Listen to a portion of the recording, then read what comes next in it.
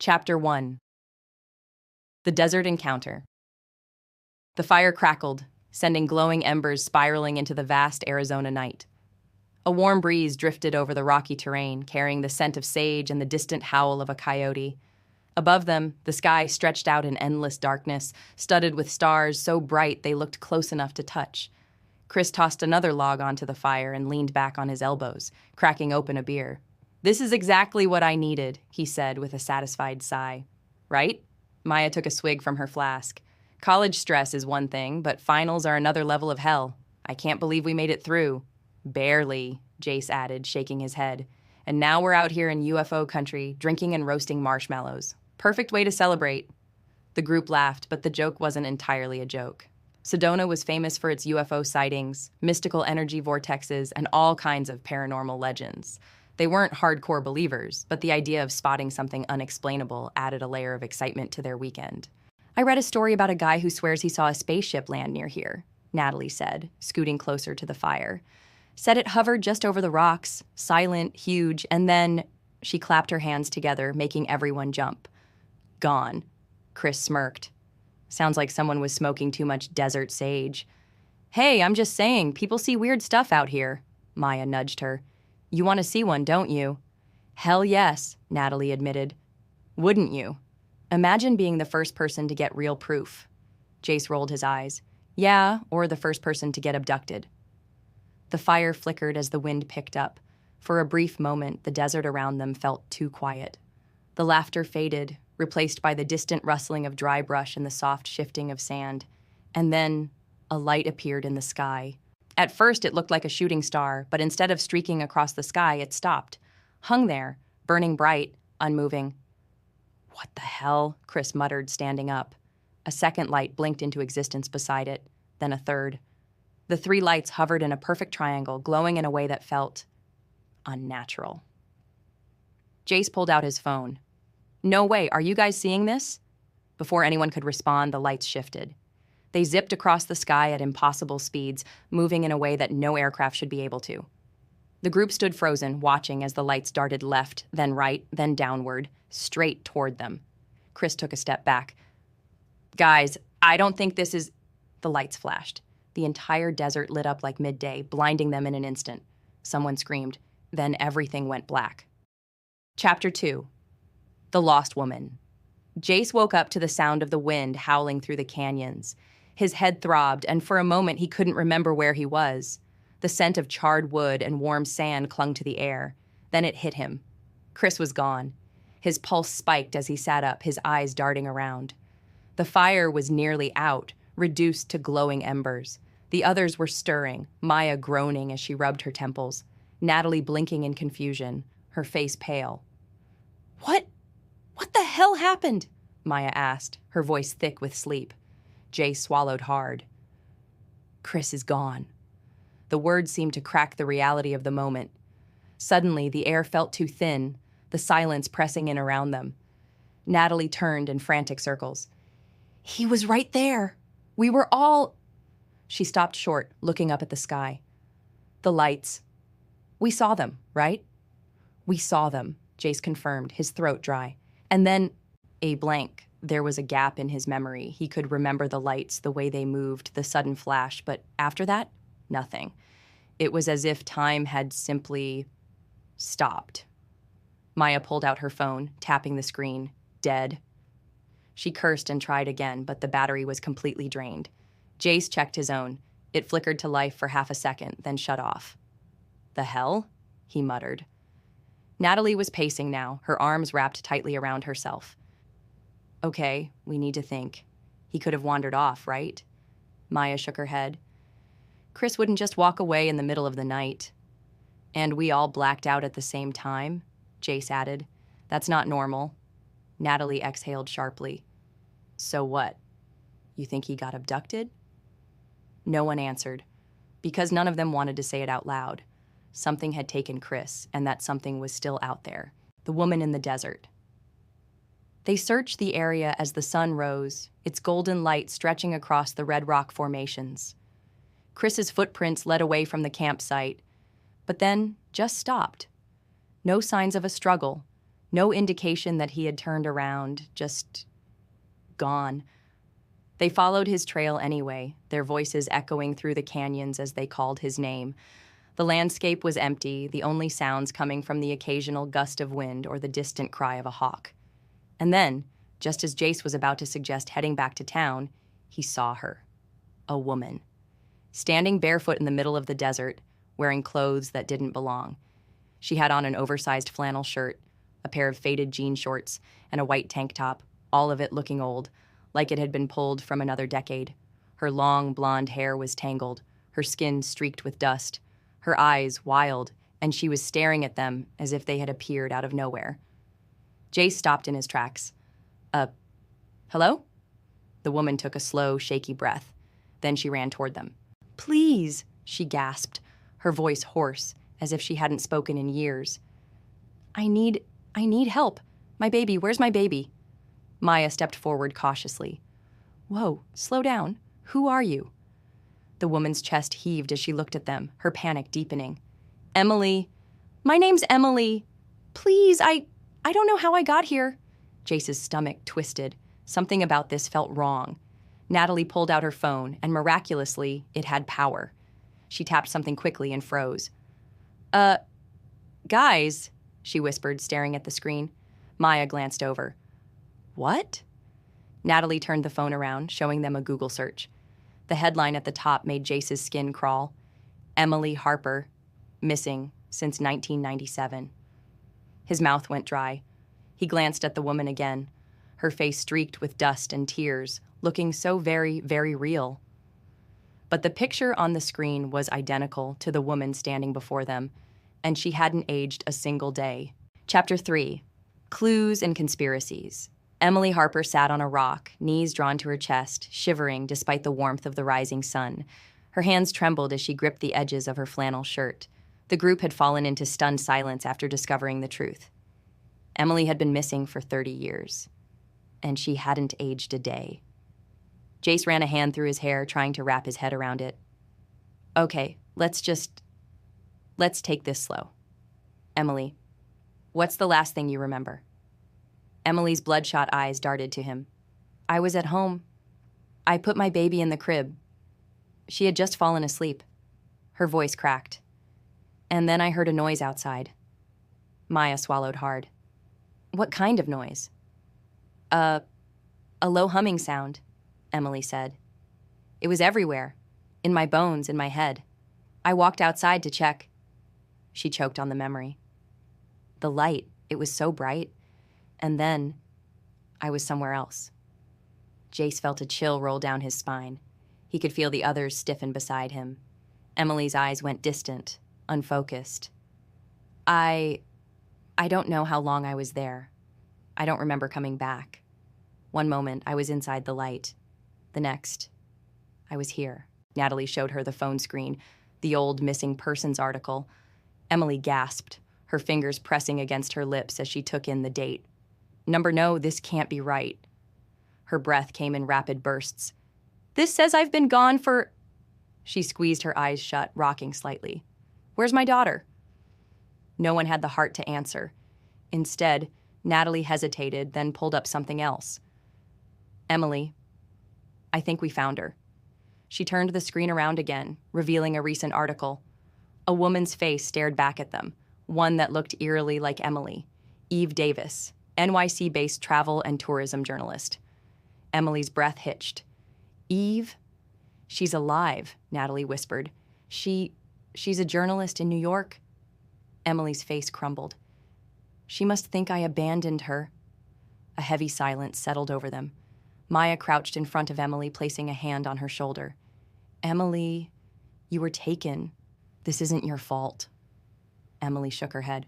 I don't even know what I was taken by. The Watchers. Jace exhaled, staring out over the vast desert. We need to get back to town. Tell someone. The police, maybe. No. Emily's voice was sharp, urgent. They'll be watching. Maya frowned. Who? Emily's hands twisted together. The ones who took me, they weren't... She hesitated. They weren't just things. They were humans. People wearing white coats. They were studying us. Natalie's face paled.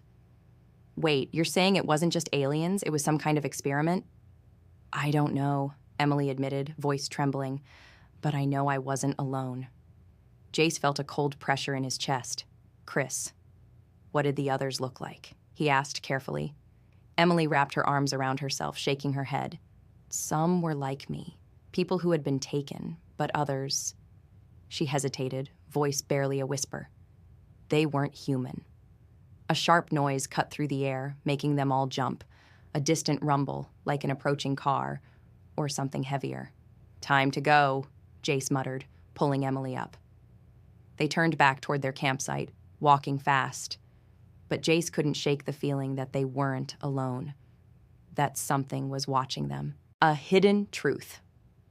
When they reached the edge of Sedona, the town seemed normal enough. Cars rolling down the highway, shops opening for the morning. But something felt off. Jace turned to Maya. We need answers. Natalie spoke up. There's this guy, Tim Greaves, runs a local conspiracy site, the Sky Files. He's been researching UFO sightings and government cover-ups for years. If anyone knows something, it's him. They agreed and piled into Maya's Jeep, driving down dusty back roads until they reached an isolated trailer on the outskirts of town. The place was surrounded by homemade satellite dishes and no trespassing signs. Maya knocked on the door. After a tense pause, it cracked open just enough for a pair of paranoid eyes to peek out. Not interested, the voice grumbled. Wait, Natalie insisted. We saw something last night. Lights. One of our friends is missing. The door froze. Then, slowly, it opened wider.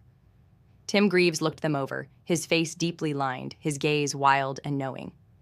You kids shouldn't be here, he muttered. Not if they've already seen you. Jace's stomach dropped. Who? Tim exhaled. The ones that never stopped watching. Chapter 4. The Hidden Base. The desert was silent except for the sound of their footsteps crunching over loose gravel.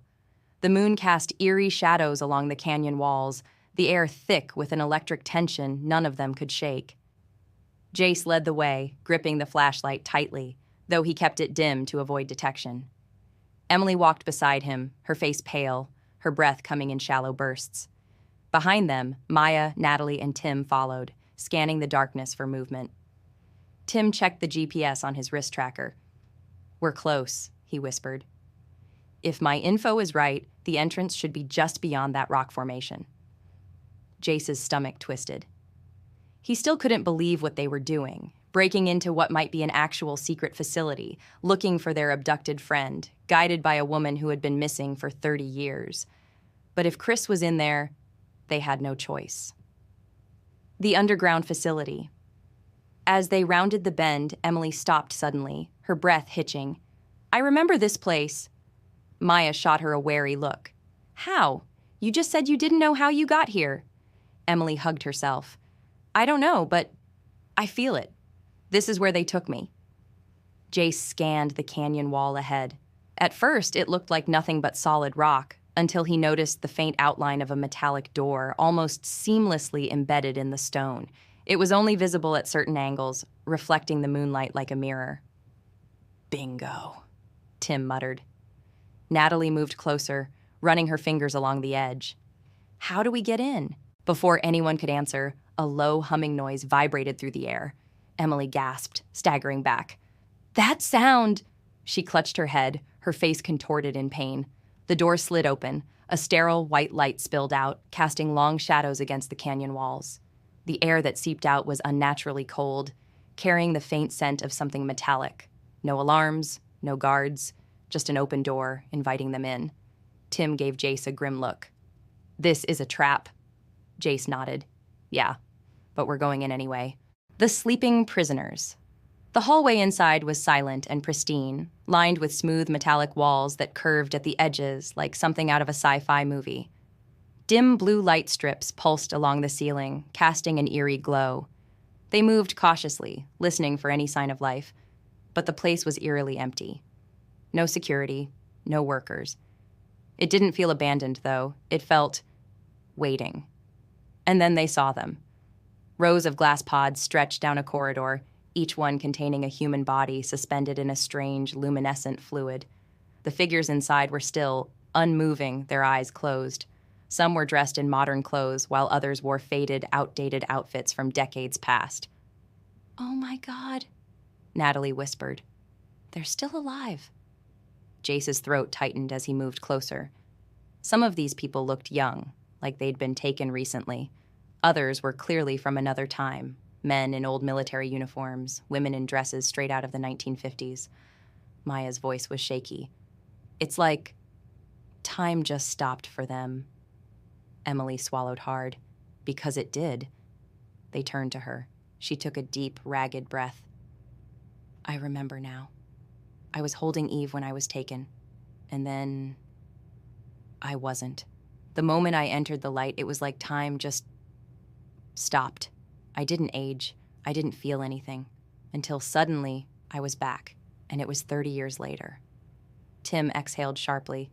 "Jesus Christ." Jace's stomach churned. Chris could be in here. They moved quickly, scanning the pods. And then Maya froze. "Guys, it's him." Jace's heart pounded as he turned. Chris was inside one of the pods. His eyes were open, but they weren't right. The sleeping prisoners. The hallway inside was silent and pristine, lined with smooth metallic walls that curved at the edges like something out of a sci-fi movie. Dim blue light strips pulsed along the ceiling, casting an eerie glow. They moved cautiously, listening for any sign of life, but the place was eerily empty. No security, no workers. It didn't feel abandoned, though. It felt waiting. And then they saw them. Rows of glass pods stretched down a corridor, each one containing a human body suspended in a strange, luminescent fluid. The figures inside were still, unmoving, their eyes closed. Some were dressed in modern clothes, while others wore faded, outdated outfits from decades past. "Oh my God," Natalie whispered. "They're still alive." Jace's throat tightened as he moved closer. Some of these people looked young, like they'd been taken recently. Others were clearly from another time, men in old military uniforms, women in dresses straight out of the 1950s. Maya's voice was shaky. "It's like time just stopped for them." Emily swallowed hard. Because it did. They turned to her. She took a deep, ragged breath. "I remember now. I was holding Eve when I was taken. And then I wasn't. The moment I entered the light, it was like time just stopped. I didn't age. I didn't feel anything. Until suddenly, I was back. And it was 30 years later." Tim exhaled sharply. "Jesus Christ." Jace's stomach churned. Chris could be in here. They moved quickly, scanning the pods. And then Maya froze. "Guys, it's him." Jace's heart pounded as he turned.